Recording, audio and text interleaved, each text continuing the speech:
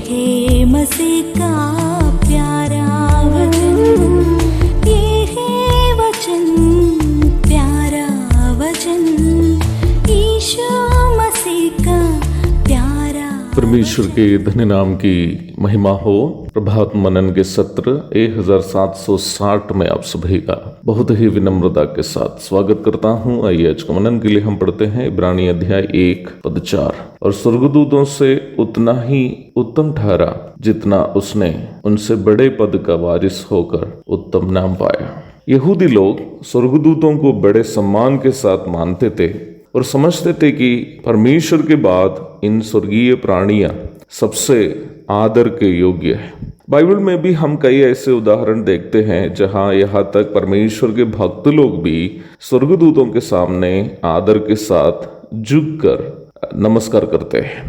प्रकाशित वाक्य 19 की 10, 22 की 8 और 9 में प्रेरित यूहन्ना भी ऐसे करते हुए हम देखते हैं। परंतु ऐसे करने से स्वर्गदूत उन्हें मना करते हुए भी हम उस भाग में देखते हैं। पहली शताब्दी के समय में ही दूतों की आराधना नामक एक झूठी शिक्षा भी यहूदियों के बीच में फैलती थी। यहूदियों के बीच में एक ऐसा समूह कुम्रान के क्षेत्र में था जो ये सिखाते थे कि मुख्य स्वर्गदूत मिकाईल का अधिकार मसीह के अधिकार से ज्यादा है। निम्न झूठी शिक्षा के बारे में कुलुस्सी 2 की 18 में प्रेरित पौलुस चेतावनी देते हुए हम देखते हैं। अविश्वासी यहूदियों में कुछ लोगों के बीच फैली हुई निम्न झूठी शिक्षा कलीसिया के अंदर में भी कुछ लोगों को प्रभावित करने लगी थी। ऐसी परिस्थिति में लेखक ये प्रमाणित कर रहा है कि यीशु मसीह जो परमेश्वर का पुत्र है स्वर्गदूतों से अधिक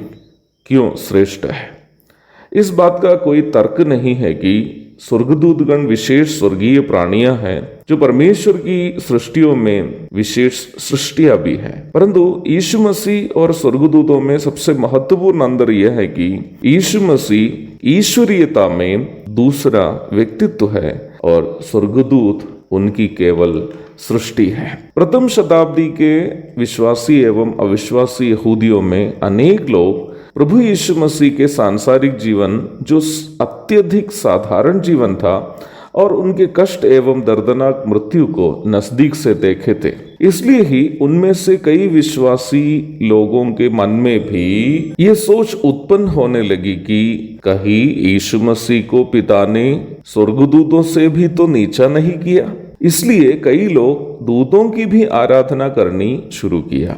इब्रानी 1 अध्याय के 14 तक के पदों में लेखक ये प्रमाणित कर रहा है कि प्रभु यीशु मसीह स्वर्गदूतों से अधिक क्यों श्रेष्ठ है। प्रारंभ में पढ़ी गई पद में लेखक एक महत्वपूर्ण बात की सूचना ये दे रहा है कि मनुष्य का उद्धार का कार्य पुत्र ने ही पूरा किया है, ना कोई स्वर्गदूत। इसलिए वह स्वर्गदूतों से अधिक श्रेष्ठ है और हम मनुष्यों की आराधना स्वीकार करने के लिए भी वही केवल लायक है। एक और शुभ दिन की धन्य कामनाओं के साथ आज का मनन में यहाँ समाप्त कर रहा हूँ। प्रभु यीशु मसीह जो स्वर्गदूतों से श्रेष्ठ है, जो हमारे उद्धार के लिए जगत में आकर हमारे बदले में नरक का दंड अपने ऊपर लेकर क्रूस पर मृत्यु सही है, वो श्रेष्ठ है, आराधना के योग्य है। उनके धन्य नाम की महिमा हो। आमीन।